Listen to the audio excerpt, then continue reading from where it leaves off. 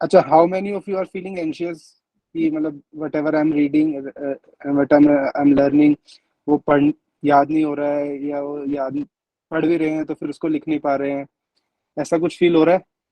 या जो अभी पिछले 2 महीने में पढ़ा था उसमें से याद नहीं रह रहा है तो बार बार रिवाइज करना पड़ रहा है? Okay, okay, I can see few hands raised. Yes, yes. So my first point here, as many of you have raised your hand, is in this direction that it is very normal to feel so. You don't have to panic about it and think about कि अब मैं दोबारा पूरा शुरू से पढ़ूं या क्या करूं, या अब तो मैं सब भूल गया हूं तो मैं मेंस ढंग से नहीं लिख पाऊंगा और something like that. Don't feel panic right now, and it is very normal. Everyone feel so. Last year मैं भी जब मेंस लिख रहा था तो मैंने भी लास्ट फ्यू डेज में मेरे को भी ऐसा फील होता था. सो what you should be doing, and that's very very important, is first, don't go for any new resource now. Abhi tak whatever for current affairs, for static, for optional, whatever you have referred, just refer it and revise it only. Last few days mein, just because of this, to capitalize on this anxiety only, many of the institutes and many of the coaching people, what they do is they come up with last minute कुंजी की 15 most important topics या current affairs के related कुछ नया material, and it is very very broadly shared in last few days. Don't take them seriously right now. Whatever material you have referred, we have also taken certain classes on current affairs. We have discussed in depth every topic of GS, how to approach it, what to study it, and in optional also for sociology I have taken it. So just remain in track with respect to whatever you are studying and how you are studying. Just revise it. आपने notes बनाए हैं, answer अपने copies लिखी हैं, answers को go through करो, उनके model answers revise करने हैं वो रिवाइज कर लो. Just stick to that. In next, this is the first point. Second point is with respect to writing test. I think many of you will also be asking question regarding it कि अब test लिखना चाहिए या नहीं लिखना चाहिए. In my opinion, if you have, for GS I'll be talking about, what you can do is you can at max write test till 6th, which is day after tomorrow, if you want to write. If any test, either in morning and afternoon together straight away 6 hours लिखना है वैसे, या फिर कोई एक individual test आप लिखना चाहते थे अभी तक नहीं लिख पाए वो लिखना है. So if you want to write any test, just write it till 6th only. After that I will not personally recommend to write further test, and it goes for both GS and optional. For next 10 days from 6 to 16, what you should ideally be doing, that I probably discuss on screen.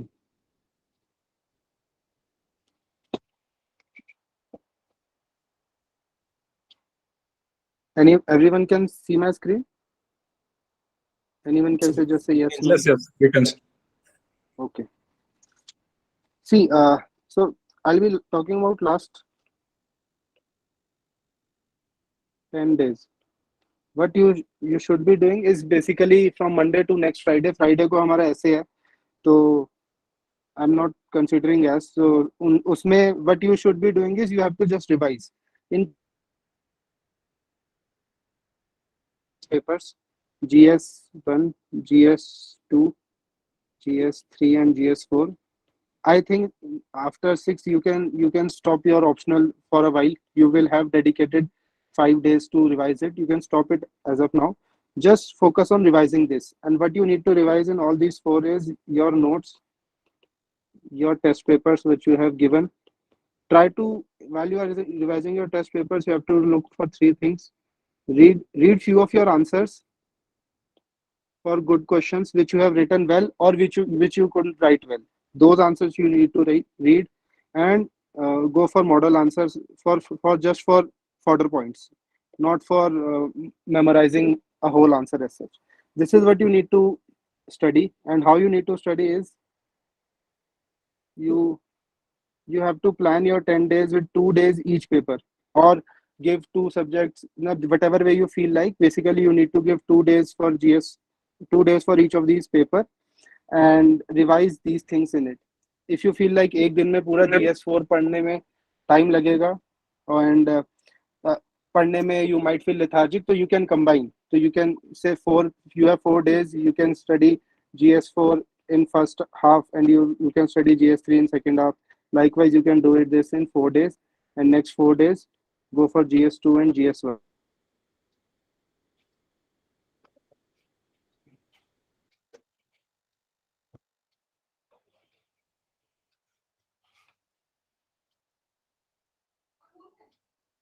There is a higher tendency कि next 7 memory में से वो fade away हो जाए. Hello. कांडू तुम्हारा video आ रहा है। हाँ बंद कर दिया, बंद कर दिया, ठीक है।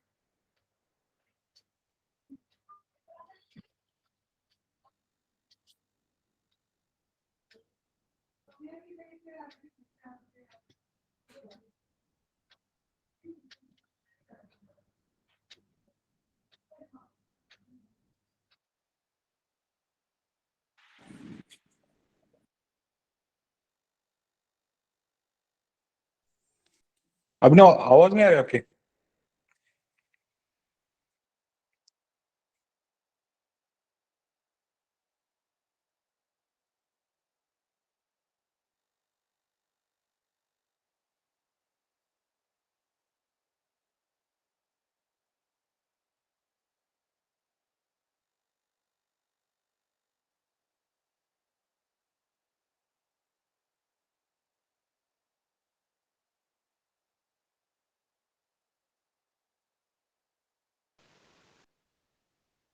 I think there is some network issue with Abhinav sir.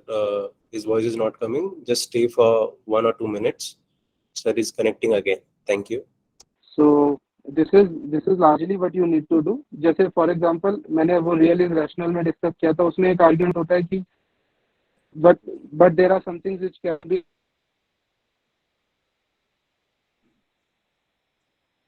God, है ना. This is one dimension. ऐसी चीजें सोचो, मतलब so that जब पेपर में आए तो अभिनव थोड़ा नेटवर्क इश्यू है, आवाज नहीं आ रही अच्छे से और बीच में आवाज सारा इतनी चला ही जाता प्रैक्टिस करनी है. You don't have to actually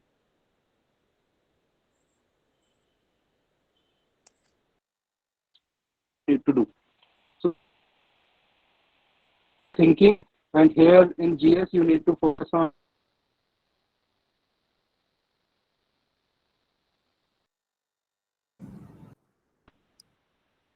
to be just if you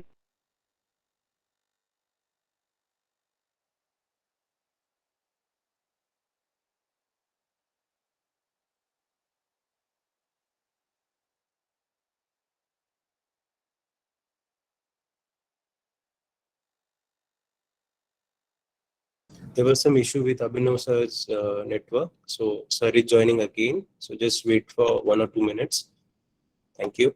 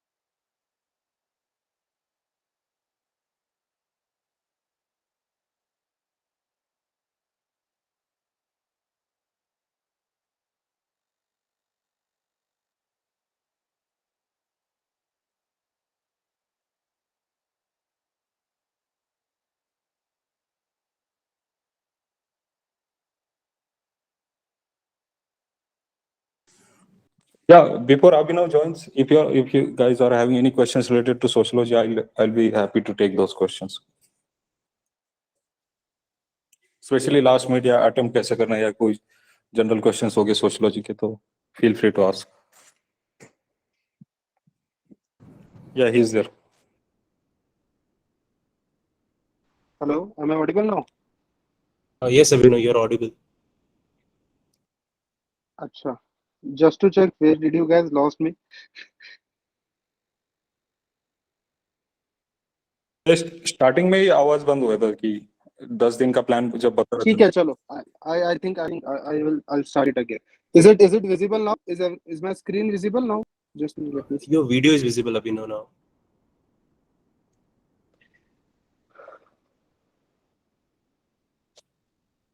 I think it's visible now. Yeah, it's starting. ठीक है. So yeah, what I was saying is, many of you might be thinking of writing any test right now. So if you want to write any test, just write it till 6th. In my personal opinion, don't go beyond 6th. 6th, which is day after tomorrow. Till that time, you can write any test which you want. Combined test. After that, for next 9-10 days, you just have to revise.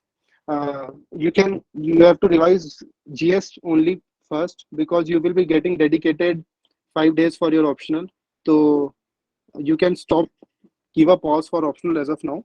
Whatever will be in your passive knowledge for optional, that will help you somewhere in GS. You don't have to revise it again, so that it will help you in somewhere in GS also. So how you have to go for your next 9-10 days is, you have to study all these 4 GS paper. What you have to study in them is I've written below. You have to study your notes, whatever you have prepared for each of the topics, and revise your test papers. So in test papers, go through some of your answers which you have written well and which you have not written well, just to get an idea. You don't have to revise it or learn the points which you have written there. It's just for the idea how you are communicating your thoughts and your points. Then also, if you want, you can go through the model answers for the fodder points, not to memorize each and everything which is there in it, just for additional fodder point.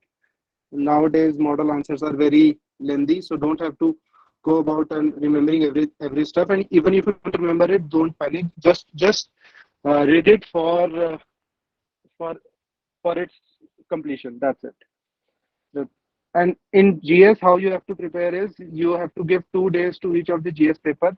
If you feel like reading a whole GS paper whole day might be very lethargic, you can combine 2 papers, like GS4 in the morning or GS4 in the afternoon, GS3 in the afternoon, and likewise you can do it for 4 days, and next 4 days you can take GS2 and GS1.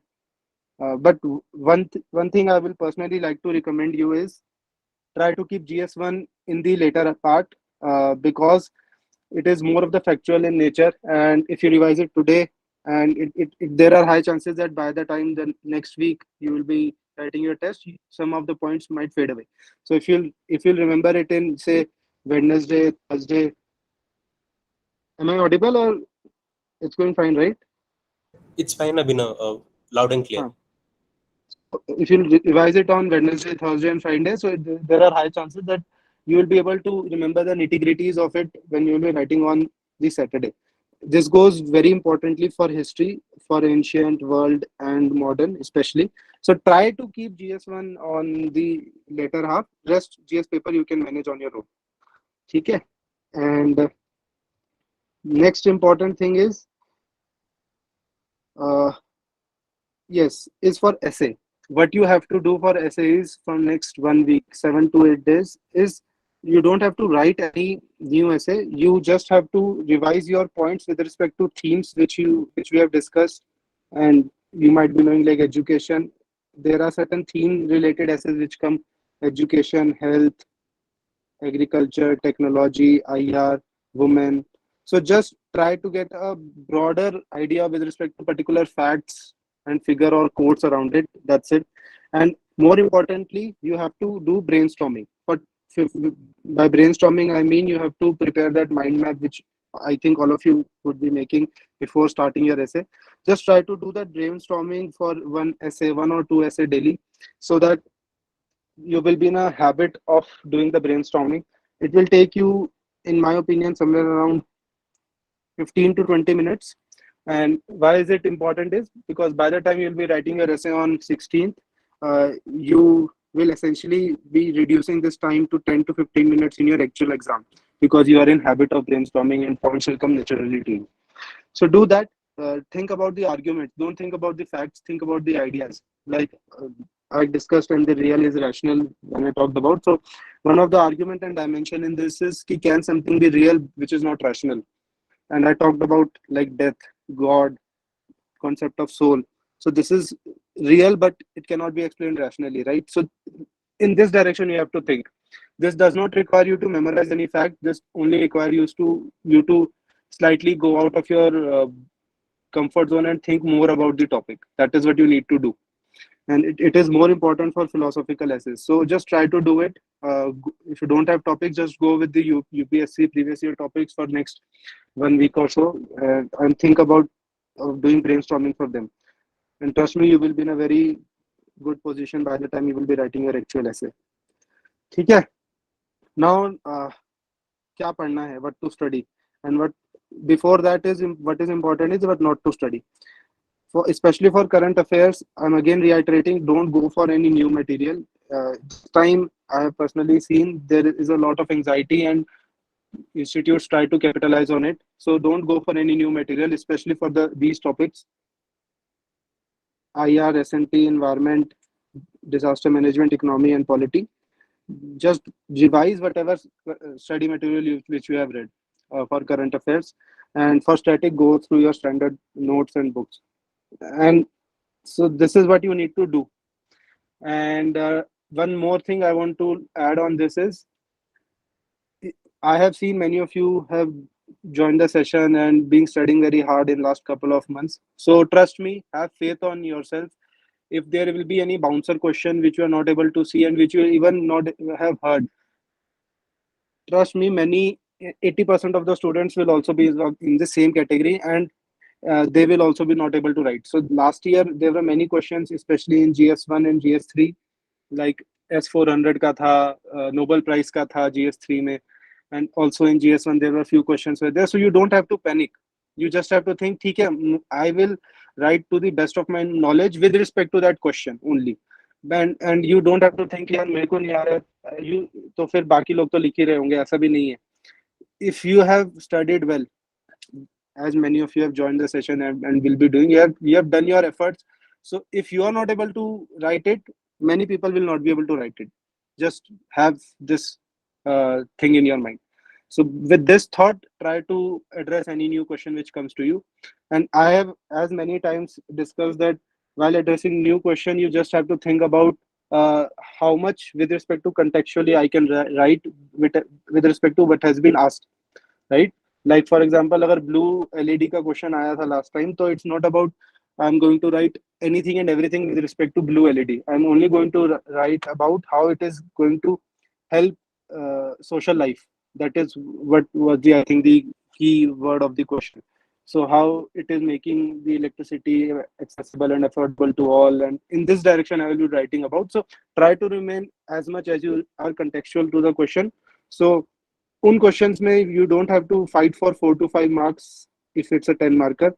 You just have to go for 2 to 3 marks and try to utilize its 7 minutes. Out of its 7 minutes, you have to use its 1-2 minutes in making your other questions better and write it in 4-5 minutes. That's it. That is how you need to write those questions.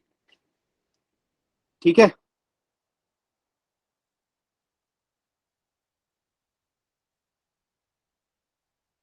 Everyone with me till now? Yes, sir. And last, one important point I want to mention before taking your questions is, since आप बहुत पढ़ लिए होंगे, बहुत आपको लग रहा होगा ये मुझे आता है, तो उसमें पेपर में ना don't go for show of your knowledge. Just go off for writing what has been asked. That's the simple thing. Just write what is asked. If you think something is very pertinent and which obviously comes to your mind and which is directly hitting to the demand of the question, write it first. Then go on writing your other points. Try to make this habit कि जो आपको directly लग रहा है कि point है तो वो लिखो. समटाइम जैसे क्वेश्चन आता है कि GS1 में सोसाइटी में French what can French learn from India in terms of secularism. तो obviously most obvious point which comes to कि हमारे यहाँ पे वहाँ पर कैसे हार्ड सेक्युलरिज्म है, इंडिया में कैसे सॉफ्ट सेक्युलरिज्म है, and that is the I think the crux of the question. So right it first. It is the core demand. It requires some space, so write it first and then go on talking about further points. Even if you are not able to write many of the further points, but you are able to address the core demand very well, and that is what is required. ठीक है. So whenever you are writing your final exam, just remain stick to what the question is. Each question is a new battle. Just try to win each question separately, and don't carry on the pressure or happiness of the previous question to the next question. Take every question as a fresh, write it, move on to the next question, take it as a fresh, try to address right points with respect to question and move on. Simple.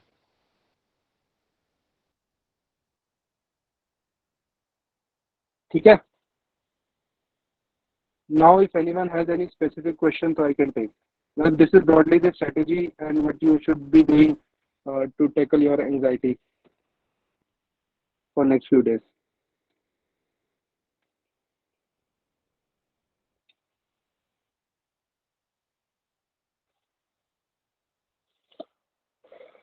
पूछो यार, question पूछो. Anything.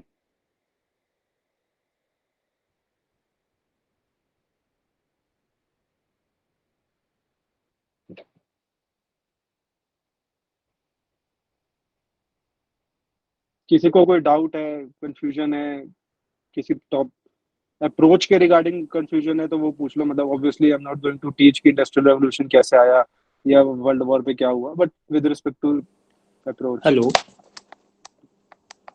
Yes. sir. Good afternoon, sir. Sir, actually, I was asking that we have gone through all the main 365 and updated भी जो आई थी. So when you were revising your current affairs, so अब है ना उसका bulk देख के overwhelming सा लगता है. For example, environment की 100 pages की है. बट क्रक्स ऐसा लगता है कि अब एयर पोल्यूशन है तो हाँ ठीक है, ब्रॉड पता है. तो आपका क्या रहता था कि how did you went to revise this main 365 अगर आपने करंट अफेयर्स के लिए मेन 365 फॉलो की थी? तो मतलब अगर पढ़ सब रखा है बस अब रिवीजन के लिए ऐसे ओवरवेलमिंग लगता है जब 100 पेजेस देखते हैं अभी एनवायरनमेंट के. तो हाँ. Your name? Sir Ayush. Okay. So Ayush, obviously यार वो लगेगा वो बहुत बल्कि मटेरियल है, तो उसमें ऐसा फील नहीं करना है कि मैं पूरे को कैसे रिवाइज करूंगा. Good way to revise it is कि आप उसमें टॉपिक देखो क्या है. ठीक है. जो उसमें सबसे पहले टॉपिक लिखा है ना, just try to recall in your mind कि इसके इंपॉर्टेंट पॉइंट्स क्या थे. 3-4 important points, are you able to recall और नॉट, एंड देन जस्ट उसको ग्लांस करो. उसके पूरे वर्ड बाय वर्ड पढ़ना नहीं है, जस्ट ऊपर से गो थ्रू कि आपने कोई इंपॉर्टेंट टॉपिक या पॉइंट तो नहीं मिस कर लिया है. Just do this exercise. अब ऐसे एक्सरसाइज करोगे तो फिर it might not take you much time to revise. मतलब आप सीधा टॉपिक एयर पोल्यूशन है, as you are yourself saying, just air pollution में थिंक कि वो किस डायमेंशन से बोल रहा है. जो उसमें टॉपिक आया, लेट्स से अगर कोई टेक्नोलॉजी रिलेटेड वो इंपॉर्टेंट बना है, why is it in current affairs? या तो कुछ इशू रहा होगा या उसके रिगार्डिंग कोई सॉल्यूशन आया होगा. So just keep that thing in mind and then just revise the pointers and move on to the next topic. Okay, sir. And one more thing in this regard is many a times people have a practice कि वो कुछ underline कर लेते हैं, highlight कर लेते हैं. मैं भी recommend करता हूँ कि कुछ पढ़ रहे हो उसको important चीज को highlight कर लो. तो जो अपने important चीज highlight कर रखी है 100 pages में से, just revise it or read it only. तो फिर वहां से भी you can minimize your time with respect to revision. ठीक है ना? Okay, sir. Thank you, sir. Hello. Yes, please mention your name and then go with the question. Sir, my name is Rohit. Yes, Rohit. Sir, in sociology answers जब हम लिखते हैं ना sir कि जैसे different perspectives दे रहे हैं कि Rohit, sorry to interrupt you here. Sociology का मैं एक बार अलग से ले लूंगा. एक पहले जीएस कर लेते हैं, फिर सोशियोलॉजी कर लेंगे. ठीक है? Okay sir. Okay, thank you. हाँ. हेलो. एनीथिंग? हाँ. यस. सर ये एथिक्स में पहले केस स्टडी लिखना चाहिए कि जो इनिशियल क्वेश्चन है पहले? यार देखो, जो अभी तक आप कर रहे हो उसको चेंज मत करना, मतलब as of now whatever way you are writing you can stick to it. I can tell you about how I did and what my rationale is with respect to how to approach it is, see, ethics in particular, or then I'll talk about GS 123 also. Ethics में क्या होता है ना, I personally used to start from case studies and I used to and then move on to section A. Why? Because मेरे दो logic थे. First is initially we have a tendency to write more. ठीक है, कि मतलब हम naturally लगता है कि पढ़ लिया तो ज्यादा एथिक्स उसमें लगाते हैं, तो case study gives you that space to think about it and write more. So वहां पर स्पेस भी ज्यादा होता है, तो that is one point. Second is case study का वेटेज ज्यादा है एक क्वेश्चन से, तो वहां पर भी नेचुरली वहां पे लगता है कि ज्यादा कर देते हैं. और एक बार आप केस स्टडी के सॉल्विंग के माइंडसेट में आ जाते हो ना, कैसे वैल्यूज लगानी है, कैसे एग्जांपल लिखने हैं, कैसे थ्योरीज लगानी है, then it becomes slightly easy in section A also to apply the same mindset. वहां पर भी आप थोड़े प्रैक्टिकल अप्रोच में आ जाते हो to write your answers. So ethics में वही चाहिए होता है. So ये मेरी अप्रोच रहती थी. But just don't just go for it straight away in your exam. If you have tried it in your test so far, तो ही करना. ऐसा भी नहीं है कि यही अप्रोच ही काम करती है. People are writing with section A first and then section B, वो भी चलता है. Many people write 4 case studies first, then move to section A and then write 2 remaining 2 case studies later, वो भी चलता है. But the point is wherever you are more comfortable it and you are able to justify the question demand, उसी approach से करना. I have told mine. Sir और GS में जैसे जीएस के जो पेपर होते हैं उसमें जो पहले जो क्वेश्चन आते हैं वो लिख लेने चाहिए कि सीक्वेंस से जाना है? यार आई विल पर्सनली से कि try to write in sequence only, मतलब जो बिल्कुल ही ब्लैंक हो. जैसे पर्सनल वही GS3 की अगर मैं बात करूं, मुझे फर्स्ट क्वेश्चन वो इकोनॉमी में चेंज क्या हुआ था या S400 क्या है, नोबेल प्राइज क्या है, वो मुझे बिल्कुल भी नहीं पता थे. मतलब बिल्कुल क्लूलेस क्वेश्चन को आप छोड़ सकते हो.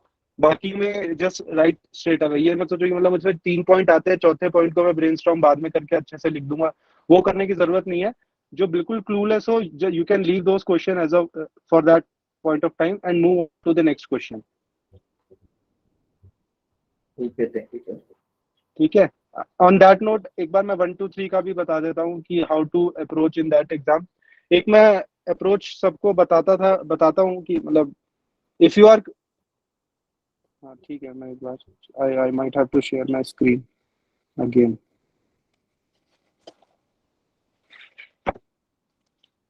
So this is take it with a pinch of salt. If you are comfortable and if you have done it, then only you do.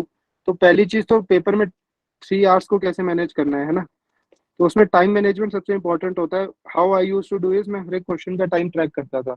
Everyone share नहीं है. स्क्रीन शेयर नहीं है. एक सेकेंड.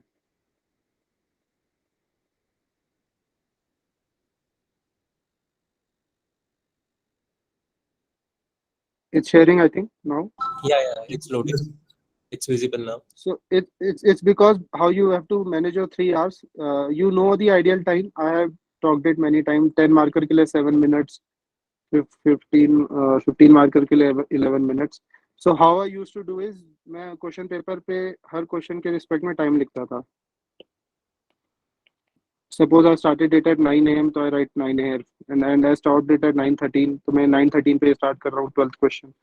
फिर मेरा ये question let's say again 15 minutes I took, तो 28 पे मेरा क्वेश्चन खत्म हुआ था. जस्ट एक ब्रॉडली मुझे आइडिया, वैसे लाइन भी लिखने की जरूरत नहीं है आपको हर बार. इससे मुझे आइडिया रहता था कि मुझे आइडियल टाइम पता है और मैं एक्सीड कर रहा हूँ, तो मैं सोच लेता था कि यार मुझे नेक्स्ट क्वेश्चन कितने टाइम में करना है. तो that is one. Second thing is, मैं 11th I used to start with it from 11th question and write till 20 and then move to first and write till 10th. This has been my approach. यहाँ पर भी मेरा logic same था कि शुरू में tendency लिखने की ज्यादा होती है, ये क्वेश्चन ज्यादा मार्क्स का है, यहाँ पे लिख लेंगे और इनकी वेटेज ज्यादा है. फिर मैं यहाँ मूव करता था और इसको सीक्वेंस में लिखता था. ऐसा नहीं था कि एक क्वेश्चन लिखा, फिर एक फर्स्ट लिखा, फिर 11th लिखा, फिर 12th लिखा, फिर 4th लिखा, 5th लिखा. ऐसे नहीं. एक ही अप्रोच से चलो, ये कर सकते हो कि पहले 5 लिख लिए, फिर ये 10 कर लिए, फिर ये 5 कर लिए, मतलब you can do that, but don't just go on flipping your pages in between. Have a one strategy, and this is only for those who have no strategy and want some strategy right now, but do practice it before you go. मतलब ऐसा नहीं है सीधा जाके paper में time लिख रहे हो और वहां पर आपको ये नहीं समझ में आएगा इस टाइम का क्या कंटेक्स्ट है, और वो हैबिट भी नहीं होगी अपनी वो राउंड क्लॉक से टाइम देखने की. तो just if you have done this in last few months तो ही करना, वरना कोई इशू नहीं है. But this is what I used to do for managing time and while addressing the paper. So just have a check on your how you are performing in the paper. So this is what I used to do. ठीक है.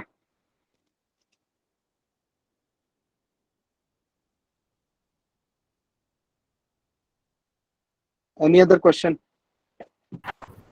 Sir ये question booklet जो answer booklet में जो question लिखा हुआ होता है उसके अंडरलाइन कर सकते हैं ना, मतलब? हाँ कर सकते हो, कर सकते हो, कोई इशू नहीं है.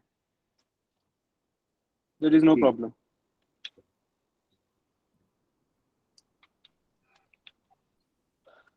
Yes, anything else? Sir mock test में अटेम्प्ट कर रहे हैं तो 10-15 मिनट ज्यादा लग रहे हैं, तो बाकी लोग कह रहे हैं कि उतना एग्जाम में कवर हो जाता है, पर हाँ समझ में नहीं आ रहा है कैसे होगा. पूरी जगह भरने की जगह आधा पेज छोड़ सकते हैं क्या? आधा मतलब 1/3 यार छोड़ सकते हो, देखो छोड़ सकते हो. पहली बात देखो, I can not talk about कि एग्जैक्टली ऑब्जेक्टिवली कितना टाइम कम होगा. When people say and I also say time कम हो जाएगा, it definitely it will happen. उसकी कोई there are no second thought about it. 10-15 minutes largely cover हो जाता है, 5-7 मिनट्स तो हो ही जाते हैं, क्योंकि आप उस टाइम पर एक तो इतनी बार रिवाइज कर चुके होते हो और थोड़े एंग्शियस होते हो, तो ऑटोमेटिकली आपकी स्पीड बढ़ जाती है.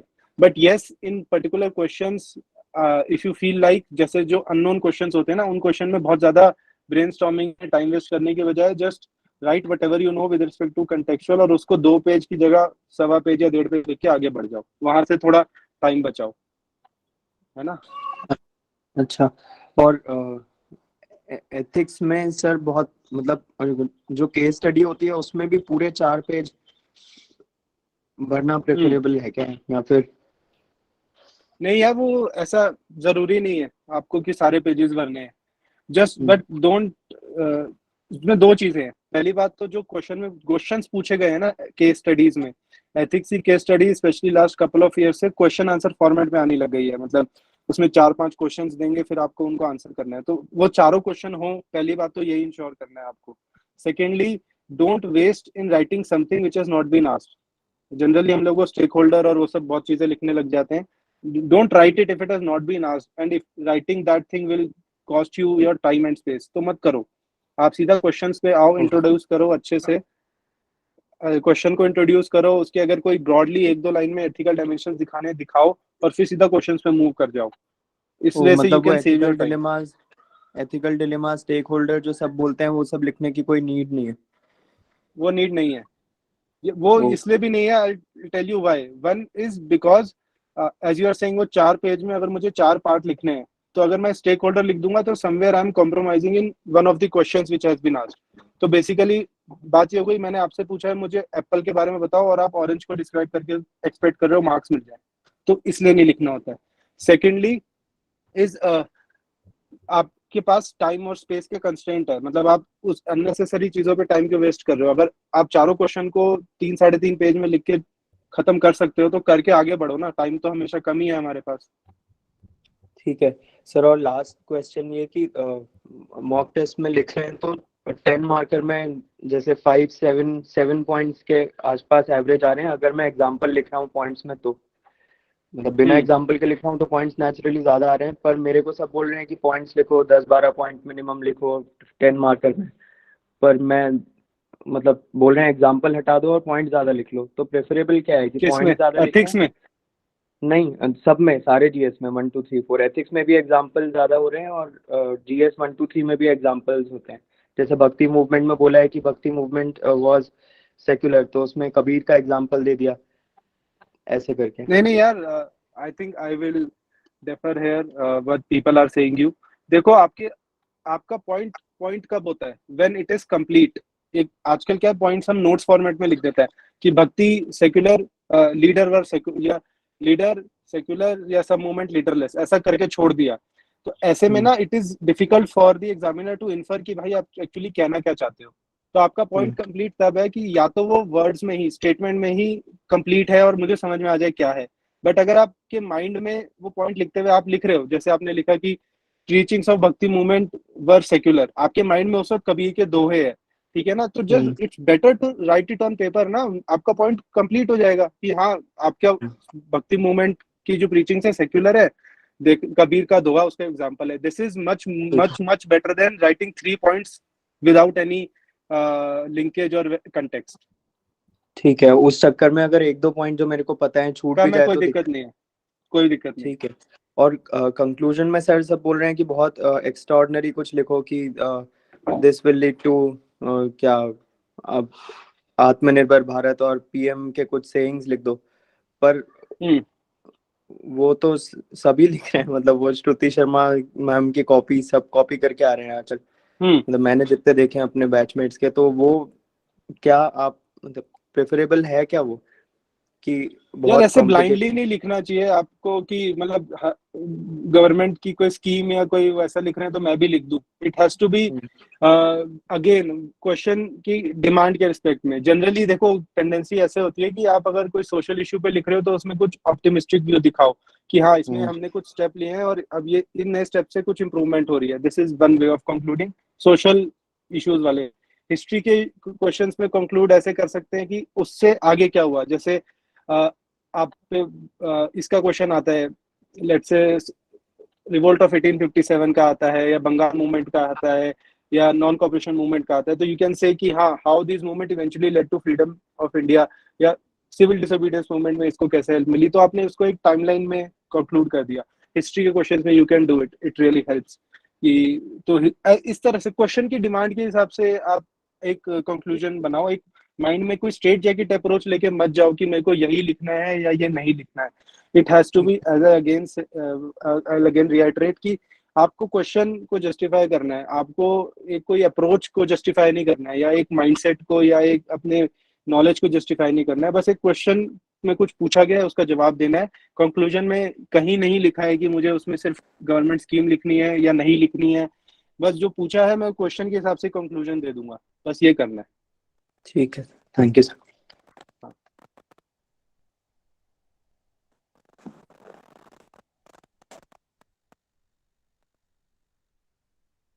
Anything else? Someone is raising hand. Narendra, I think you can say. Sir ideally 15 marker questions और 10 मार्कर क्वेश्चंस की साइज कितनी होनी चाहिए? क्या होना चाहिए? साइज कितनी होनी चाहिए, जैसे 3 पेजेस, 3.5 पेजेस, आइडियल साइज 10 और 15 मार्कर में? हाँ या 10 मार्कर 2 पेज का आता है, 15 मार्कर 3 पेजेस का आता है, तो उससे ज्यादा तो आप लिख ही नहीं सकते। नहीं, लेकिन तो उसमें 1.5 पेज लिखना है चलेगा। या so ideal situation is 1.5 to 2 pages and 2.5 to 3 pages in 10 and 15 markers. This is the ideal thing. But again, many people will be having different way of writing. Time का issue है तो आप accordingly थोड़ा plus minus कर सकते हो। मतलब जरूरी नहीं है हर क्वेश्चन को 1.5 पेज या 2 पेज खींच के ही आना है। आई am talking about the ideal thing. कि मैंने मुझे किसी ने बताया था कि जो लास्ट पेज होता है उस पे जाना जरूरी होता है 15 मार्कर क्वेश्चन पे। एटलीस्ट आप उस पे लास्ट पेज का एंड कर लो तो उससे अलग इंप्रेशन क्रिएट होती है। यार देखो मतलब उसमें ऐसा नहीं है आपको फोर्सिबली जाना पड़ेगा। I tell you it will happen naturally. Why? Because अगर आप क्वेश्चन को ढंग से ब्रेक कर पाओगे ना, 15 मार्कर का क्वेश्चन जनरली स्पीकिंग यूपीएससी का I can vouch for is having at least 3 parts. ठीक है, तो अगर आप 2 से 3 पार्ट को, अगर 3 से 4 पार्ट होंगे अगर 15 मार्कर है, तो उस 3 पार्ट को सेपरेटली अगर लिखने जाओगे ना तो नेचुरली आपके 3rd पेज पे पहुंच ही जाओगे, और तो उसमें आपको कुछ एक्स्ट्रा से एफर्ट डालने ही नहीं पड़ेंगे। I think in that case someone whoever is saying so has not been able to decipher the question properly. अगर क्वेश्चन ढंग से डिसाइफर करो, इंट्रो आएगा, जो भी क्वेश्चंस पूछे हैं उसके पार्ट्स आएंगे और फिर एंड में कंक्लूजन आएगा, तो नेचुरली आप 3rd पेज पर तो पहुंच ही जाओगे इरिस्पेक्टिव ऑफ आपकी कैसी राइटिंग है। तो वो 3rd पेज पे पहुंच के उसको 3.2 लेट्स से 2.25 2.5 से लेकर 2.75 तक किसी भी एंड पे आप पेज के खत्म कर सकते हो। think just focus on addressing the each and every part of the question, and that is the key. Don't go with any straight jacket approach कि मुझे ये लिखना है, यहाँ तक लिखना है, नहीं लिखना है, ऐसा कुछ नहीं है. सब everything works if it has justified the demand of the question, and that is the only art. Sir तो If you want to practice it, अगर जैसे 3 if you want to, part तो उसमें हर एक पार्ट में आसपास कितने पॉइंट्स लिखने हैं? या देखो ओवरऑल मैं बता देता हूँ. ओवरऑल अगर 15 मार्कर का क्वेश्चन है तो उसमें यू शुड टू ओवरऑल कम से ओवरऑल आपके 12 से नहीं 15 से 17 पॉइंट होने चाहिए, विच इंक्लूड्स मतलब ओवरऑल थिंग. 3 पार्ट है तो उसमें डिवाइड कर लो. एंड व्हेन आई से 15 to 17 points, it includes your intro and conclusion also. तो वो 15 से 17 पॉइंट्स में आपको पूरा क्वेश्चन डिवाइड करना है. तो उस हिसाब से डिवाइड कर लो हर एक सब पार्ट में आप कितने पॉइंट्स लिखोगे. यूपीएससी अपने एंड से नहीं बोलता है कि मेरे लिए ये सब पार्ट ज्यादा इंपॉर्टेंट है, ये सब पार्ट इंपॉर्टेंट नहीं है. तो आप अपने हिसाब से उन 15 से 17 पॉइंट को डिवाइड कर लो. For a 10 marker it can be around 10 to 12 maximum. I am talking about, थोड़ा कम ज्यादा चलेगा. तो आपके मतलब इन आइडियल सिचुएशन 3 से 5 पॉइंट्स होंगे हर एक सब पार्ट में, not more than that. Okay.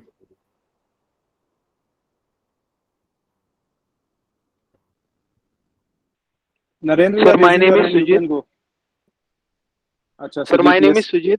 I want to ask that if the word limits are exceeding, then how to reduce it, or it is going to affect my marks or something like that. हाँ यार थोड़ा effect तो होता है, but are you able to complete your paper?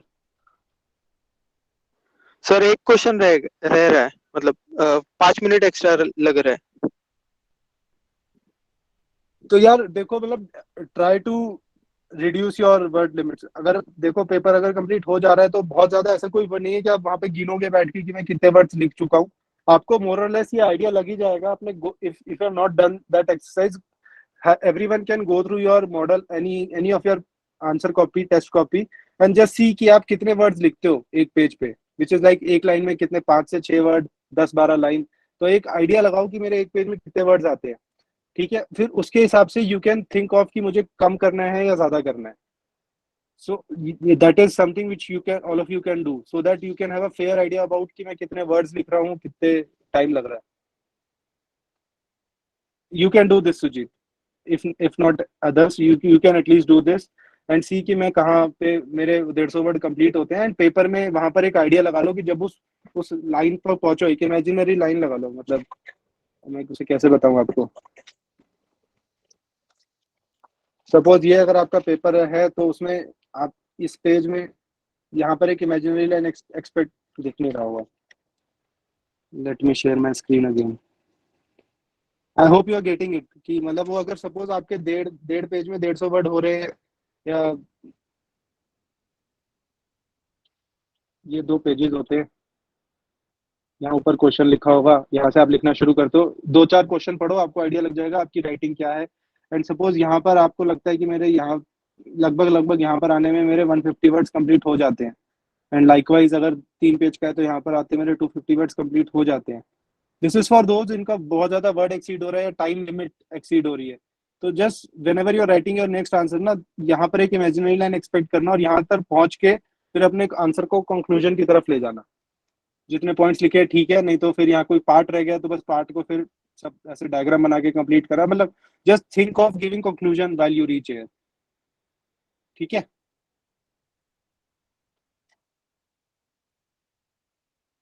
Yes sir. Got it. ठीक है. हाँ जी. Anyone else? Sir my name is Apurva. तो सर Yes, एक अपूर्वा. 2 चीजें पूछ. एक तो कि जैसे क्वेश्चन है कोई भी, तो उसके सब पार्ट को एड्रेस करने के लिए हब एंड स्पोक बना सकते हैं क्या, और मतलब कितना फ्रीक्वेंटली बना सकते हैं? क्वेश्चन के सब पार्ट को लाइक बेनिफिट्स हैं या फिर चैलेंजेस हैं, तो उसका ही हब एंड स्पोक बना दिया. If it has been a specific, अगर वो स्पेसिफिकली पूछा गया है क्वेश्चन में तो हाँ. यार जनरली मतलब क्योंकि ना जो पूछा जाता है यू शुड जस्टिफाई इट. तो हब एंड स्पोक में you can give some only one word or two word or thing, तो उसमें justify नहीं हो पाता if it has been specifically asked. You can do it if अगर आपका थोड़ा टाइम कंस्ट्रेंट है, आपको लग रहा है कि मेरे 2-3 सब पार्ट है, मैं एक ही लिख पाई हूँ अभी तक 6 मिनट में या 5 मिनट में, तो एक पार्ट कैसे लिखूंगी, उस केस में कर लो. But generally I will say try to avoid it. मतलब एक सब पार्ट को ढंग से लिखो, उसमें किसी एक चीज को एक्सप्लेन करना है तो कर दो. For example you are talking about way forward which has not been specifically आज, तो उसको दिखा दो. या आपसे factors leading to that phenomena नहीं पूछा है but you know it and you want to write it, तो उसको दिखा दिया छोटे से में. And then you are talking about कि इन फैक्टर से क्या इम्पैक्ट हुआ है, फिर इसके क्या सॉल्यूशंस है. तो उन चीजों के लिए हब एंड स्पोक यूज कर सकते हो. बट जनरली जो सब पार्ट है उसको तो अलग से ही दिखाओ यार. ओके, सो मतलब जो वैल्यू एडिशन अपना देना है उसके लिए हब एंड स्पोक बना के, उसके लिए कर सकते हो. और Yes. अगर यहाँ पॉइंट्स लिखने हैं तो पेज के लेफ्ट साइड पे जैसे हेडिंग डाल के और वो एरो बना के लिखते हैं. आपने भी काफी हाँ वो लिख आंसर्स सकते हो, वो उस लिख तरह से. सकते हो, वो कोई इशू नहीं. Basically see the whole Yes. Point is कि क्वेश्चन आपके सामने है, उस क्वेश्चन के कुछ सब पार्ट्स हैं. एग्जामिनर आप you all of you just think examiner के पास ना टाइम है ना पेशेंस है, उसका आप काम आसान करो to find out those answer. हर एक सब पार्ट को अच्छे से दिखाओ, इंट्रोडक्शन अच्छे से दिखाओ, कंक्लूजन अच्छे से दिखाओ. हर सब पार्ट में जो आपके पॉइंट्स हैं उनको एटलीस्ट विजिबली अलग से दिखे उसको कि हाँ ये कि इसने 4 पॉइंट लिखे हैं तो 4 पॉइंट दिखे हैं उसको. कोई आपने एग्जांपल लिखा है तो एग्जांपल उसको दिखे. जस्ट किसी ने I think Apurva can you just mute, I think it's echoing. हाँ, तो जो भी आप दिखाना चाह रहे हो ना, जस्ट मेक श्योर वो उसको अच्छे से दिखे, यही आपका काम है. ये एक्सपेक्ट मत करो कि उसको वो ढूंढेगा या ढूंढेगी. आप जो सब पार्ट है, क्वेश्चन पूछा है, वो क्वेश्चन सब पार्ट वो सब अच्छे से उसे दिखे. 5 पॉइंट है तो 5 पॉइंट दिखे, एग्जाम्पल है तो एग्जाम्पल दिखे, कंक्लूजन है तो कंक्लूजन दिखे. इसमें कोई अगर कोई डायग्राम, चार्ट, ग्राफ कोई हेल्प कर सकता है तो उसको डालना है, वरना नहीं डालना. जबरदस्ती कोई चीज नहीं करनी. और जो जैसे हब एंड स्पोक बनाया अगर, तो हम्म. उसको फिर लेबल करके और बॉक्स करना जरूरी है हर जगह. यार देखो, बॉक्स करने से obviously it is beneficial, it is helpful. But अगर अभी आपकी प्रैक्टिस नहीं है तो सीधा पेपर में जाके आई विल नॉट रिकमेंड कि जाके करो. अगर अभी तक आपकी प्रैक्टिस है तो कर लेना, वरना कोई बात नहीं. लेकिन एटलीस्ट उसको कुछ ग्राफ है तो उसमें थोड़ा सा लिख देना कि ये ग्राफ में एक्स वाई एक्सिस क्या है.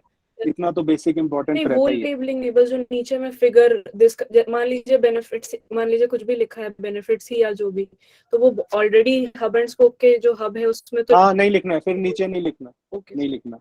और लास्ट चीज हाँ. है कि जो पॉइंट्स लिखे हैं, मान लीजिए तो 5 पॉइंट है तो 5 पॉइंट की विजिबिलिटी के लिए 1 2 3 4 5 नंबरिंग ही दे, एरो बना के ना करें. यार it's up to you, it doesn't matter. 1 2 3 4 5 लिखने से थोड़ा सा और बस ये बेनिफिट हो जाता है कि एग्जामिनर को दिख जाएगा 5 पॉइंट है, वरना उसको एरोज में भी समझ में ना आए.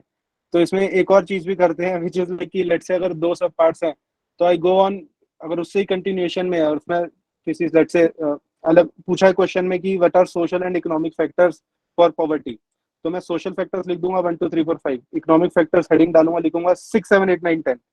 This is the way of playing around. मतलब this is just the way of playing around. इसमें कोई तो मेरे को दिख जाएगा ना, आपने फैक्टर पूछे, मैंने आपको 5 फैक्टर दोनों में बता दिए, ओवरऑल 10 फैक्टर हो गए और कंक्लूड कर दिए, simple. So these are the only different ways, but they are nowhere going to supplement the core fact. It is supplant the core fact. These are only few tricks to get that extra edge. मतलब इससे वो आधा एक number extra आ जाएगा कि examiner का checking का process आसान कर दिया है आपने, इसलिए. Yes sir, thank you.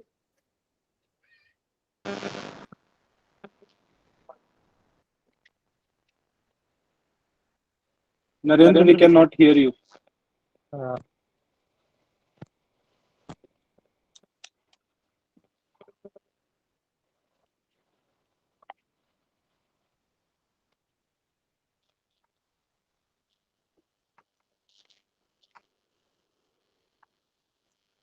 Can anybody hear Narendra? I cannot hear him. No. Even I can't hear him. Narendra? Narendra, if you cannot, you can write your question in chat box. In the meantime, we can take other questions.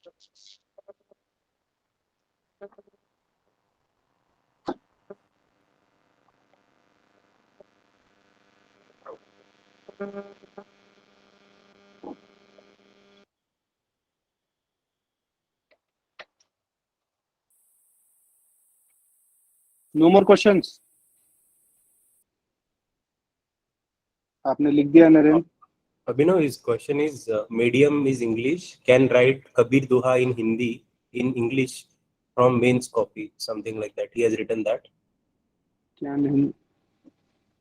अच्छा, if I'm able to understand it, you are saying कि दोहा तो हिंदी में होता है, आप उसको English में लिख दोगे इन इंग्लिश फॉर्मेट, और that is what you are trying to say.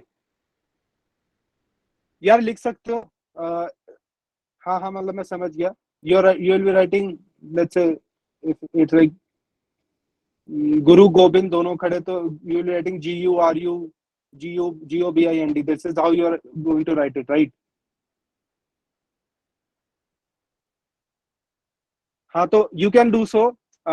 One disclaimer here is कि if you know the English translation of it ना, तो just after writing it in English, you just write the actual English translation in bracket. That will be the short strategy. ऐसा कुछ मना नहीं है कि आप नहीं लिख सकते हो, लिख तो सकते हो आप, but अगर if you want to make it foolproof, in that case just go on writing the English translation in the bracket below it. Just do that.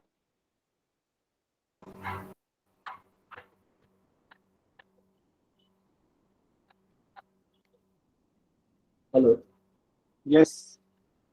Sir, अभी जैसे ये पेपर होते हैं तो इनके बीच में जो टाइम है वो भी कम है रिवीजन के लिए. इवन हाँ. घर पे आके नेक्स्ट पेपर के लिए तैयारी करनी है, नेक्स्ट डे पे, तो उसके लिए भी टाइम इतना ज्यादा नहीं है. तो उसमें मतलब कैसे मैनेज करें रिवीजन? यार उसमें so basically ऐसे वाले दिन आप GS 1-2 पढ़ोगे. Just a second.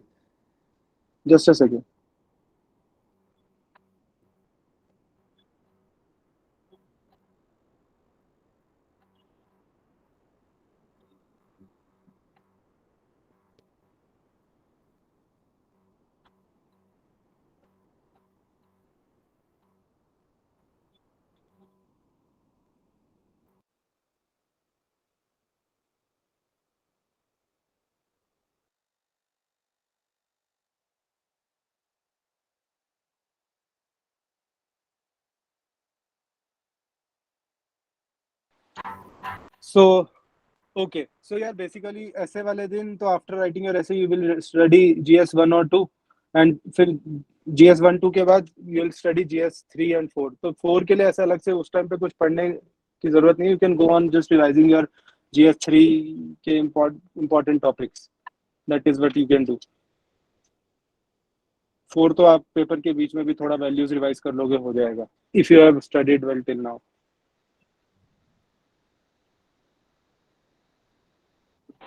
GS 3 में ही जैसे बहुत सारे सब्जेक्ट्स हैं, तो वो मतलब हम हार्डली जैसे 12 आवर्स मिलते हैं बीच में, तो उसमें 6 आवर्स तो स्लीप ही होगी, तो 6 आवर्स में ऑलमोस्ट 4 यस, सब्जेक्ट्स तो उस टाइम पे जरूरी नहीं है आपको सारे के सारे सब्जेक्ट्स का सब कुछ रिवाइज करना है. मतलब अभी नेक्स्ट 10 डेज में भी आप रिवाइज करोगे, है ना, तो उसमें आप जस्ट ये देख लेना कि मतलब ऐसे कौन से इंपॉर्टेंट टॉपिक्स है या सब्जेक्ट है, इंपॉर्टेंट टॉपिक है जो आप उस टाइम पे स्पेसिफिकली रिवाइज करना चाहोगे. जैसे साइंस का हो सकता है, current affairs you want to revise, economic के कुछ इकोनॉमिक सर्वे के फैक्ट्स हैं जो आप रिवाइज करना चाहोगे.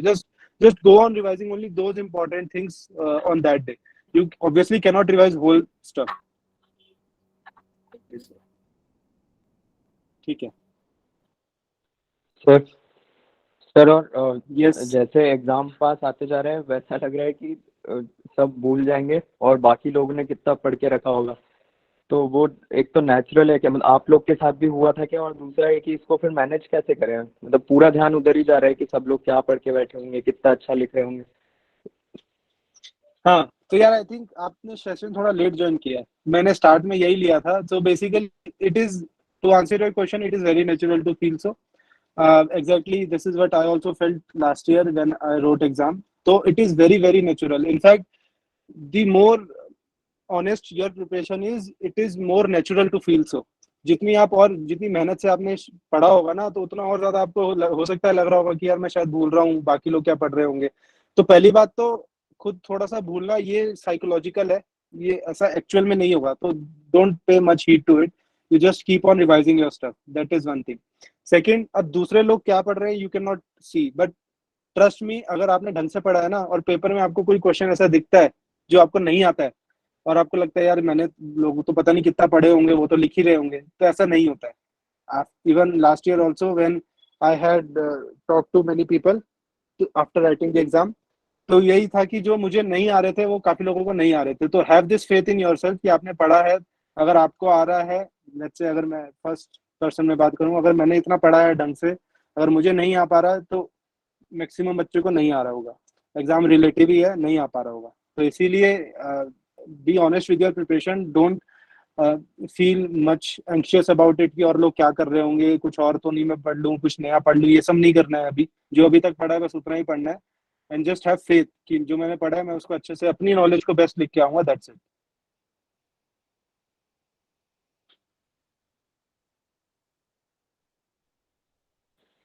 Thank you sir.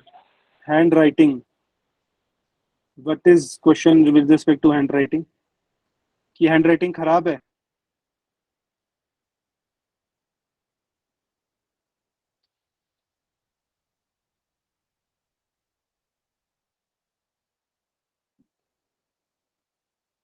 I think it is about कि हैंड राइटिंग कैसी होनी चाहिए या खराब है, मतलब I am not able to understand, please rephrase.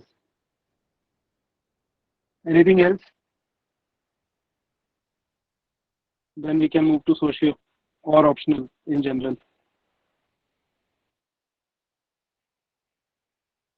Narendra, आप थोड़ा अपना हैंड राइटिंग वाला रिफ्रेश कर लो, बाकी I think we have address other. और किसी को कुछ और पूछना है?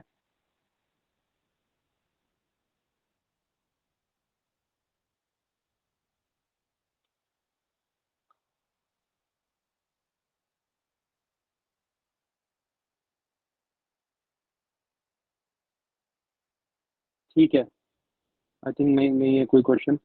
तो so before moving to socio, तो how to cover unknown question in GS? Okay, so यार ठीक है, तो unknown question में basically you just have to write what has been asked. If it is about 3-4 points only, तो हम 3-4 points ही लिखेंगे, but it has to be only with respect to the question. ठीक है, I normally take example of last year questions only because everyone had read them. तो जैसे वही मैं blue LED का या S400 का बताता हूँ, तो S400 एयर मिसाइल सिस्टम क्यों एडवांटेजेस है, तो उसी के बारे में बात करनी है, ना कि इंडिया रशिया रिलेशनशिप के बारे में या Russia as a super power के बारे में। जस्ट थिंक अबाउट कि अगर नहीं भी आता है तो एक सबसे एडवांस्ड एयर मिसाइल सिस्टम की क्या चीजें होंगी, कि उस एस्पेक्ट में सोच के जो पॉइंट्स आपको माइंड में आ रहे हैं वो लिख दो, कि it will be difficult to track या cover, it will be very fast है, या इसमें कम्युनिकेशन बहुत तेज हो जाता होगा, या it could be able to carry more load. जो general points with respect to that question आपके माइंड में आ रहे हैं ना, वो लिख दो। बस वो क्वेश्चन के रिस्पेक्ट में ही लिखो और इधर उधर की बातें मत करो। And this is only for those question which you don't know.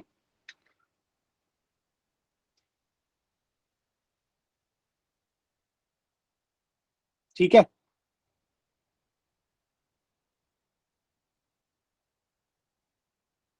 Question से बाहर मत जाना यार, मतलब उसमें क्वेश्चंस के ही कंटोर्स में रहना, जो क्वेश्चन पूछ रहा है उसके बारे में ही लिखना।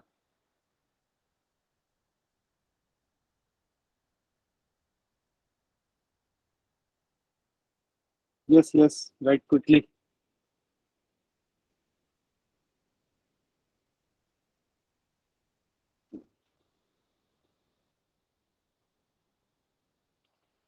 Is it mandatory to complete 20 questions? Yes, yes, you have to write all the questions.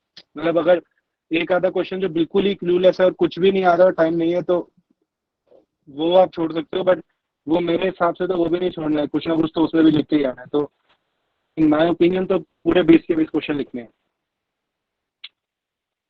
मतलब leaving a question is a sin. Time तो निकालना पड़ेगा दोस्त, टाइम नॉट परमिट के 3 घंटे हैं, आपके पास भी 3 घंटे हैं, सबके पास 3 घंटे, ताकि आप थोड़ा अपने वर्ड लिमिट्स को मैनेज करो, थोड़ा सा एक एक पॉइंट कम लिखो बाकी क्वेश्चन में चाहे, बट क्वेश्चन तो लिखना पड़ेगा यार।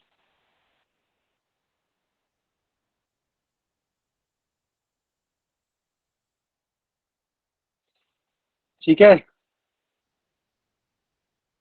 फॉन्ट साइज यार, मतलब इट शुड बी लेजिबल, और ऐसा भी आप जैसा अभी तक नेचुरली लिखते आ रहे हैं वैसे ही लिखिए, मतलब you can not change your font size in last 10 days, whatever way you are writing just write it.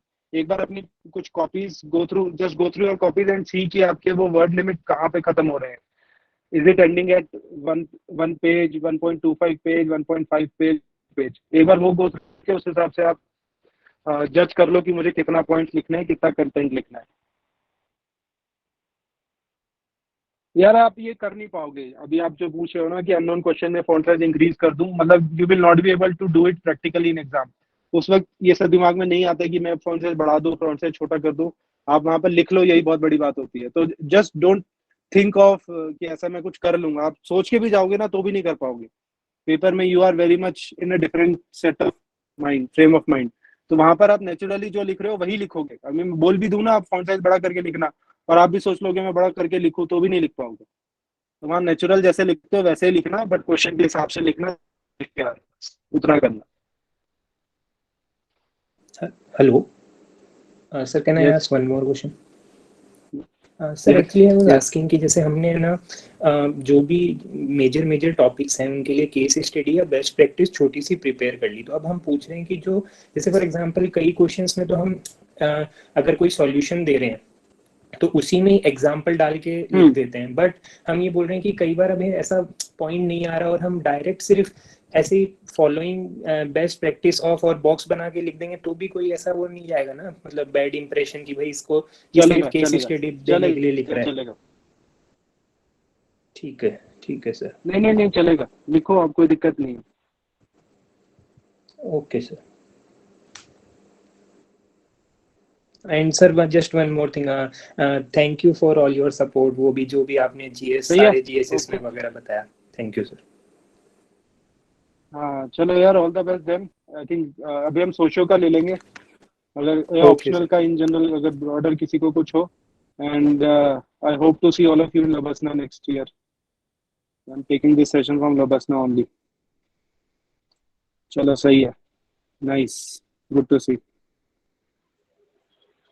Thank you, sir. Second ARC coding in GS. Narendra यार आपका क्वेश्चन क्लियर नहीं।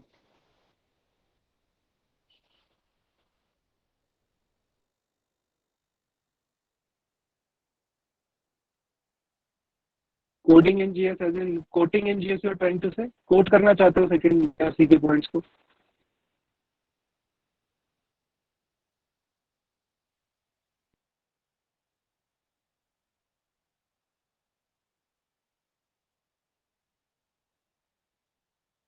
क्या सेकंड ARC क्या मतलब, आप पूछ क्या रहे हो भाई?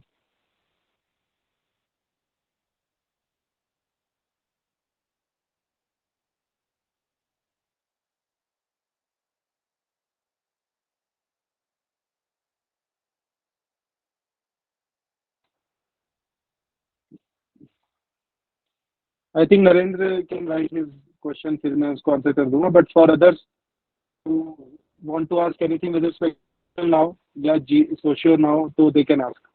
Someone was asking initially.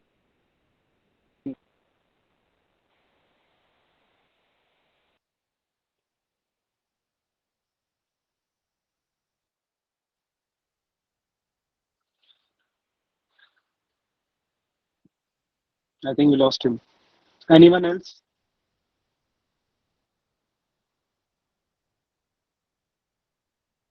Sir sociology में जो 5 दिन का गैप मिलेगा जीएस के बाद, तो उसमें मतलब मेन टॉपिक रिवाइज करके चले जाएं क्या बस, क्योंकि डिटेल में रिवाइज तो नहीं हो पाएगा 5 दिन में पूरा to the last point. Okay, ठीक है, तो ठीक है, so I got your question, so I'll take it for other options also.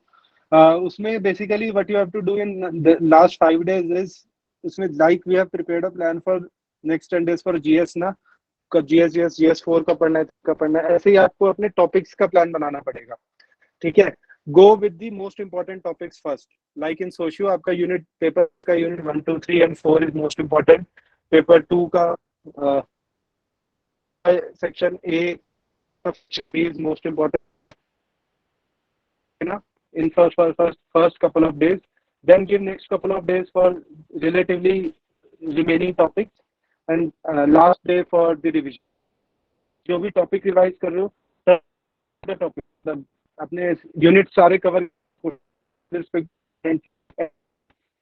में जो भी टॉपिक यूनिट रिवाइज कर रहे हो revise important points and your answers just as you will be doing for GS, ठीक है ना। तो उसमें कुछ फिर एक give time for current affair related also social में जो पेपर 2 में थोड़ा बहुत आ जाता है कि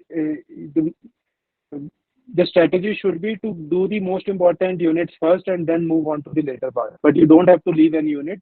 Revise all those units, 10 units in the paper 1 and again 10-15 units in your paper 2, all those in 5 days. और कुछ पढ़ना ही नहीं है यार, वही पढ़ना होगा, you will be able to do it. ठीक है, थैंक यू सर। हाँ, चिल मत मारना कि मतलब आज एथिक्स का पेपर हुआ है तो एक दिन चिल मार लेते हैं, मतलब ठीक है थोड़ा रिलैक्स करने के लिए रेस्ट कर सकते हो, but your war is not over till your last paper, है ना। और especially in those 5 days, one more important thing I want to highlight is कि don't neglect your language, whatever language paper you are going to give ना, एक बार उसके related भी at least previous year question paper तो go through कर लेना, last 5 साल के क्या पूछा गया है, मतलब हिंदी में पर्यायवाची क्या पूछे हैं, ग्रामर में क्या पूछा है। just don't go एकदम with a brain with a blank mind, ठीक है। एक दो बार लिख के देख लेना, मतलब आधा 1 page just write that language whatever you think, एक पेज लिख के देख लेना, it is important, मतलब don't take language paper rightly, ठीक है। anything else? Hello, sir. My name is Sarthak. Are you able to hear me? Yes, Sarthak. Sir मेरा question ये है कि पेपर 2 के जो पार्ट 2 जो है लास्ट का पार्ट, उसमें जो डेवलपमेंट वाले क्वेश्चंस है उसमें सोशियोलॉजिकल मतलब अभी देखिए कि पॉपुलेशन पॉलिसी और उसके गोल्स अचीव्ड ऐसा क्वेश्चन है या इन्फेंट मोर्टेलिटी वगैरह, तो उसमें सोशियोलॉजिकल एंगल लाना जरूरी है क्या, मतलब थिंकर्स वगैरह उसमें बहुत कम है ऐसा तो।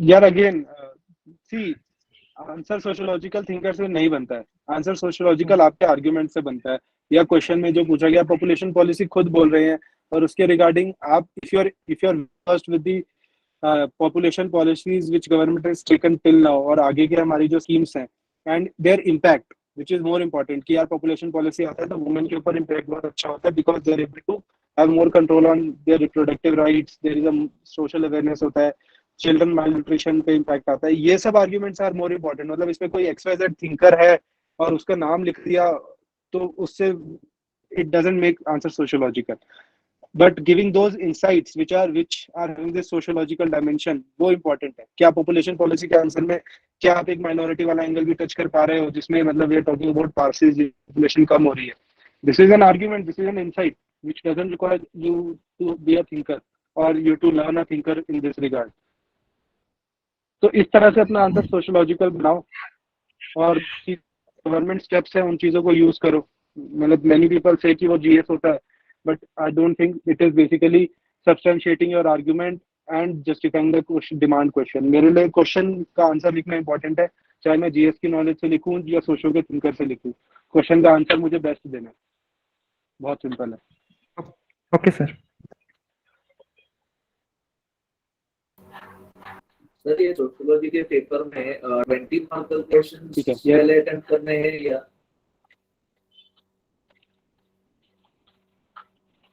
Yes Nikhil, go ahead.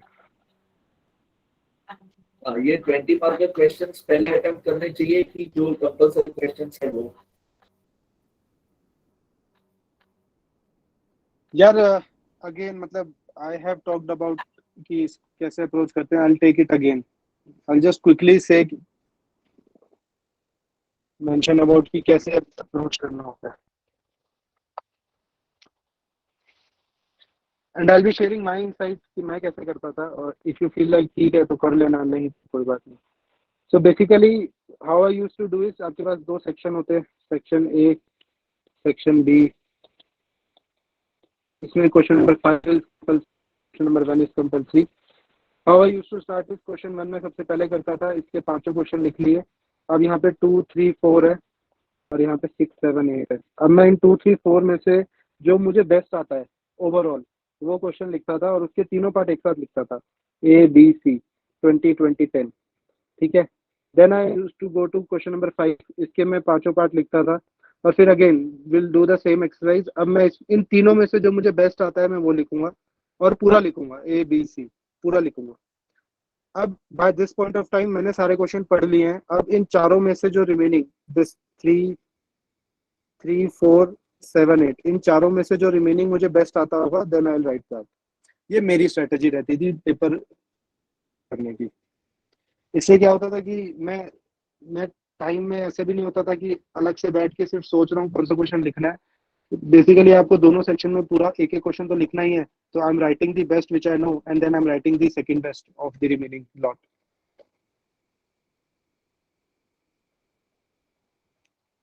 ठीक है।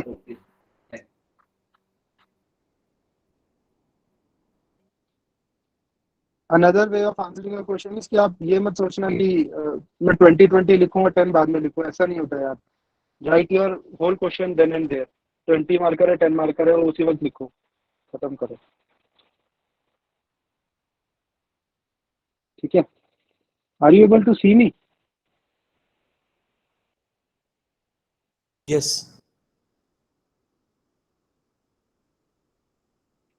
ठीक है, चलो next. Anything else?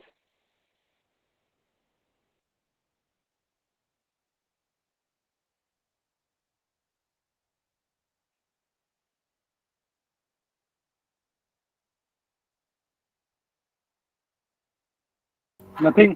Sir diagrams कितने important?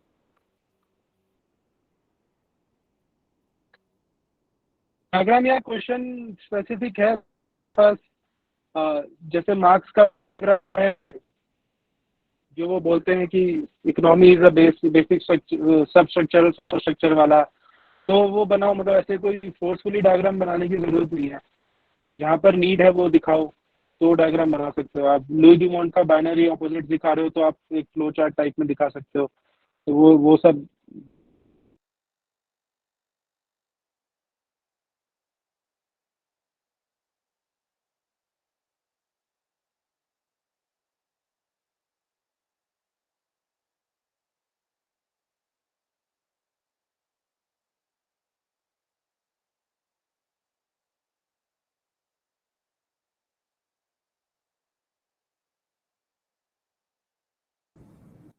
Hello, Abhinav. Yes.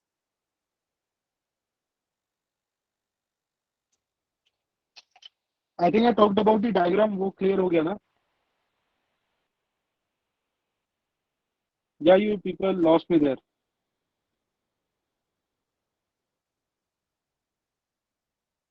Am I audible? Yes, you are audible. ठीक है। Any other doubt?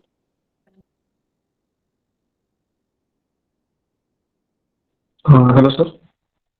Suraj here. Yes, Suraj. Sir, if there is an option between when we have to choose between a current-based question and a static-based question, then which one should we prefer? यार इसका कोई एक straight answer नहीं है। It's largely how comfortable you are. मतलब there are few people, see I will tell you, basically static question demands in depth knowledge, better grasp over keywords. ठीक है ना? तो and current affairs question demand your ability to link with social aspects and जो analytical thinking बोलते हैं वो। You need to decide which kind of personality you are. आपको कैसे कंफर्टेबल हो। मतलब आपने यूनिट 1 to 3 आपको ढंग से आता है, 4 ढंग से आता है, तो you are more of a static person guy. And अगर आप पॉलिटी और ये सब जो रिमेनिंग यूनिट्स कर लेते हो अच्छे से तो फिर you are more of that guy. ऐसा नहीं है कि एक आदमी एक ही हो सकता है, you can be anything. I will tell you now the pro and cons of writing static versus current. देखो, अगर आप स्टैटिक लिखते हो तो उसमें बेनिफिट ये है कि उसमें एक लिमिटेड कंटेंट है जो सबको पता है, तो उसमें कंटेंट के लिए बहुत दिमाग इधर उधर नहीं चलाना है। दूसरी बात, अगर आप उसको ढंग से लिख देते हो तो एग्जामिनर के पास ये प्रश्न जाता है कि इसके स्टैटिक फंडामेंटल्स क्लियर है, तो आपके किसी और क्वेश्चन में भी वो एक साइकोलॉजिकल एडवांटेज देगा कि उसको माइंड में रहेगा कि अच्छा आंसर लिखा है। This is with respect to static part. But again इसका कौन ये होता है कि हर कोई लिख के ही आएगा और वो सारे कीवर्ड सबके में होंगे? No, it's up to you कि आप कैसे इंश्योर करते हैं कि एग्जामिनर को आपके पेपर में भी वो सारे कीवर्ड्स दिख जाए और उसको ये ना लगे कि यार अगेन इसमें तो कुछ पॉइंट्स मिस है। This is about the static. Current में it's slightly a double edge sword in the sense कि अगर आपकी एनालिटिकल एबिलिटी अच्छी है तो आप इंटरलिंक करके लिख दोगे। पॉपुलेशन है, पॉपुलेशन को आप अलग अलग डायमेंशन से, जैसे अभी मैंने बताया था, पॉपुलेशन पॉलिसी को अलग अलग एस्पेक्ट से लिख करके लिख पा रहे हो तो बहुत अच्छी बात है। और तो उसमें आपकी वो उसका कौन ये होता है कि जिस तरीके से आप लिंक करते हो या जो आपके आर्ग्यूमेंट्स डेवलप हो रहे हैं, examiner may not be able to perceive it in the similar fashion because you might be thinking in a some way while writing it, ठीक है ना? तो इसीलिए it's up to you to make out कि आपको कौन सा लिखना है।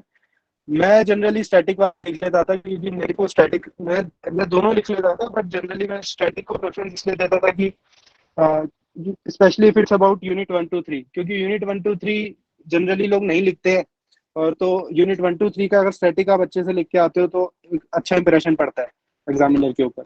बाकियों में you can go for current affairs. I hope I answered your question. Thank you sir. Thank sir, और एक क्वेश्चन, जो डिफरेंसेस पूछते हैं कंपैरिजन वगैरह, तो वहाँ पे एक पॉइंट, पहला पॉइंट हमेशा डेफिनेशन रहता है। तो डेफिनेशन हमने अगर टैबुलर फॉर्म में डाला तो एक पॉइंट एक्स्ट्रा मिल जाता है, तो फिर इंट्रो कैसे कर सकते हैं? अगर हमें डेफिनेशन टैबुलर फॉर्म में यूज करना है डिफरेंस में, तो फिर इंट्रो, मतलब अभी मार्क्स और वेबर का क्लास का एक एग्जांपल लेते हैं, तो मैं डेफिनेशन उनका डिफरेंसेस में एक नीचे टैबुलर पे लिख दूंगा, तो फिर इंट्रो में मतलब कैसे इंट्रोड्यूस कर सकता हूँ? इंट्रो में आप class as a phenomena general के ऊपर बोल सकते हो कि दोनों ने स्टडी किया है विद अ डिफरेंट पर्सपेक्टिव, ऐसा कुछ स्टार्ट कर सकते हो। एंड टॉकिंग अबाउट कि जो कंपैरिजन आप पूछ रहे हो ना यार, देखो डेफिनेशन से ही स्टार्ट करते हैं। आई डोंट नो आपको किसने बोला, बट ऐसा बहुत जरूरी नहीं है। You can do otherwise also. And generally in such question, since आपने जो क्वेश्चन पूछा है स्पेसिफिकली क्लास वाला भी, it is not even necessary to go for tabular format also. What essentially you need to do is कि आपको हमेशा comparison में एक बेसिक पॉइंट दिखाना होता है कि बेसिक मेरा पॉइंट ऑफ डिफरेंशिएशन क्या है, and then you write about both the thinkers कि लेट्स से डेफिनेशन, फिर यू राइट कि मार्क्स की क्या डेफिनेशन है, and then you write Weber की क्या डेफिनेशन है। It may be one below the other. Then you can write structure या types of classes, then you write दोनों की क्या है, देन यू राइट कि फ्यूचर ऑफ क्लास क्या बोला है, जो वो भी 6-7 पॉइंट्स हैं। आपको बेसिकली ये दिखाना है कि एक आपने बेसिक प्रीमाइस लिया है, what that premise is, and then उस प्रीमाइस पे दोनों का क्या पॉइंट है। This is how comparison need to be shown. इसमें कहीं नहीं लिखा है कि आपको टेबुलर फॉर्मेट में दिखाना जरूरी है कि नहीं। और ऐसे क्वेश्चंस में तो टेबुलर फॉर्मेट डिफिकल्ट हो जाता है क्योंकि आपका पॉइंट वर्ड लोडेड होता है, तो एक पॉइंट बड़ा होगा, एक पॉइंट छोटा होगा, वो टेबल में बहुत अच्छा लगेगा भी नहीं। ओके। और सेकंड थिंग सर, अब जब एडवांटेज और डिसएडवांटेज बेस्ड क्वेश्चन रहते हैं, फॉर एग्जांपल ग्रीन रिवॉल्यूशन, तो यहाँ हमारे बहुत सारे थिंकर्स भी रेडी है। फॉर एग्जांपल एडवांटेज के लिए 2-3 थिंकर्स है, डिसएडवांटेज के लिए 2-3-4 थिंकर्स है, लेकिन उसके अलग आर्गुमेंट्स भी है जहाँ पे थिंकर्स नहीं है। तो फिर स्पेस कंस्ट्रेंट भी आता है, तो फिर वहाँ पे थिंकर्स प्रेफर करें या जो हमारे आर्गुमेंट्स है वो, क्योंकि थिंकर्स लिख दे तो 1 लाइन में उनका आर्गुमेंट बुक्स वगैरह लिख के एक पेज मतलब वहाँ पे खत्म हो जाता है 4 पेज, तो फिर और 2-3 आर्गुमेंट्स रहते हैं। तो फिर ऐसे क्वेश्चन में बहुत ज्यादा थिंकर नहीं लिखने चाहिए। ऐसे क्वेश्चन में 2 या 3 थिंकर मैक्सिमम, तो ऐसा नहीं आप 3-3 थिंकर दोनों जगह लिख रहे हो, 6 थिंकर लिख दिए, that doesn't fulfil your purpose. आपका आर्ग्यूमेंट से ही पर्पस फुलफिल होता है। मतलब thinker is also to substantiate your argument, वहां भी आर्ग्यूमेंट बेसिस है। तो आप सोचो आपको आर्ग्यूमेंट पे ही फोकस करना है, 1-2 आर्ग्यूमेंट्स के लिए थिंकर से सब्सटेंशिएट कर लिया, rest all it's all about arguments. Okay. और सर जो मतलब फॉर एग्जांपल कुछ आउटसाइड बुक्स है जो अभी लॉन्च हुए 2018, 19, 20, तो ऐसे बुक्स कोट किए तो मतलब वो जो सोशियोलॉजिकल थिंकर्स नहीं है, लेकिन हाँ नहीं कर सकते, कोई इशू नहीं। ओके। बस उसमें थोड़ा सा मतलब इन सब एस्पेक्ट्स में अगेन एक थोड़ा सा डिस्क्लेमर बस यही होता है कि your examiner might not be knowing it, तो वहां पर लिख देना कि इस बुक ये बुक है, ये ईयर है, तो वो थोड़ा सा आप देख लेना। ओके ओके ओके, ठीक है चलिए, thank you sir, thank you.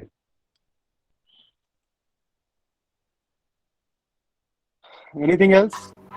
Sir point wise hello sir. लिखना ज्यादा प्रेफर करना सर, चाहिए या पैराग्राफ वाइज?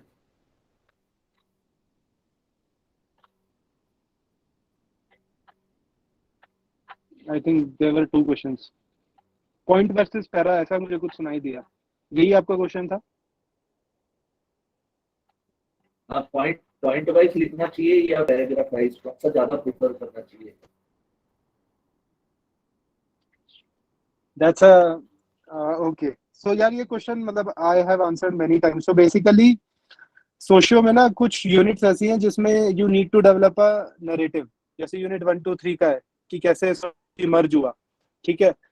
ऐसे वहीं पर ऐसे कुछ क्वेश्चन है जो जिसमें यू नीड डिफरेंट पॉइंट्स कि ग्रीन रेवोल्यूशन के डिफरेंट डिफरेंट इम्पैक्ट्स क्या हैं, ठीक है।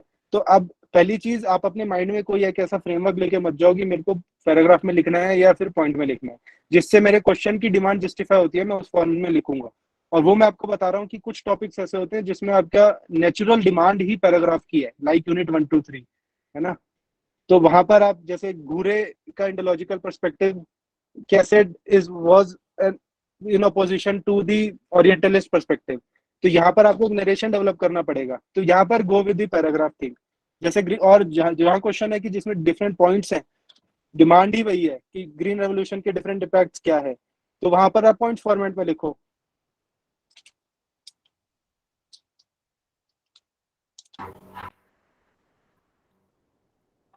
ठीक है। अब क्लास रेवोल्यूशन आप बताने के लिए पॉइंट्स में नहीं लिख सकते ना, क्लास रेवोल्यूशन तो आपको मार्क्स का वो उसको बताना पड़ेगा कैसे वो डिफरेंट स्टेजेस आएंगी, वो क्लास इन इटसेल्फ से क्लास फॉर इटसेल्फ, और वो सब चीजें डेवलप होंगी। तो you have to develop a narrative. उसके बाद उसके थिंकर्स काउंटर थिंकर बता रहे हो, वो पॉइंट्स में बता दो 2-3 में। तो be flexible, be no stick to the demand of the question as much as possible. इसमें कहीं कोई नहीं लिखा है कि मेरे को पैराग्राफ लिखने से मार्क्स मिलेंगे या पॉइंट लिखने से मार्क्स मिलेंगे।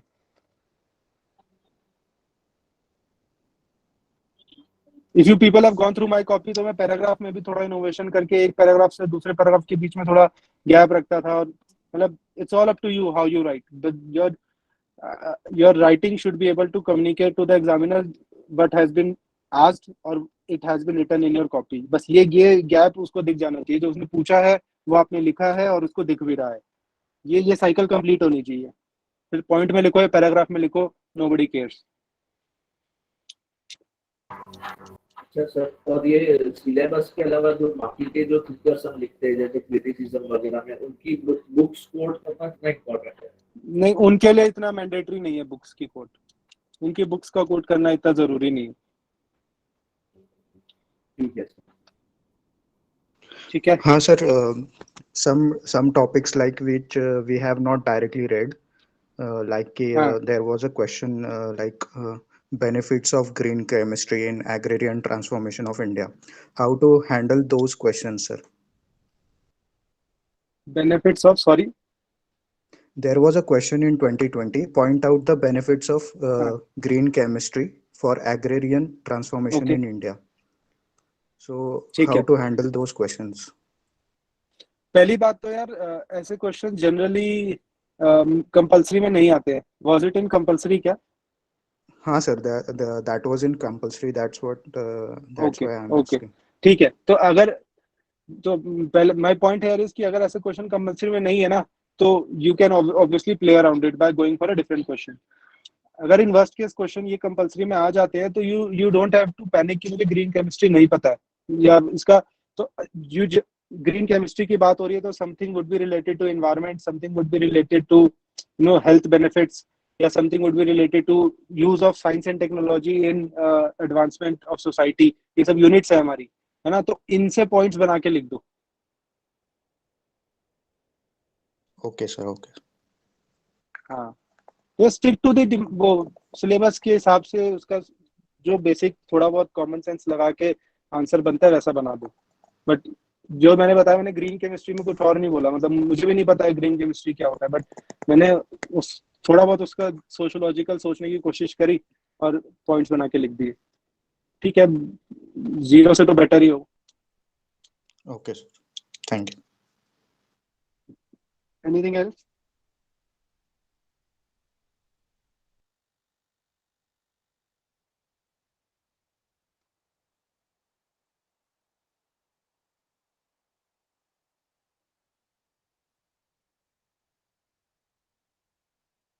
ठीक है, आई थिंक नो क्वेश्चन, तो I wish you all the best, all of you do well, सब लोग अच्छे से लिखो, whatever you are studied, have faith on you, बहुत अच्छे से सबने प्रिपरेशन करी है। We have discussed many things in our sessions, और वैसे भी मैंने कुछ चीजें शेयर करी हैं अपनी। just I leave it with the thought कि just remain honest with your preparation, and जो क्वेश्चन पूछा गया वही लिख के आना है, ठीक है ना? And I hope to see all of you in Navasna next year. All the best. Thank you, so sir. much, Thank sir. you. Thank you, sir. Thank you. So Thank if you have any doubts, you can reach out us on Telegram. Swaraj IS reach out. I would just drop the username in the chat box. So whoever have any doubt can reach out to us. Okay.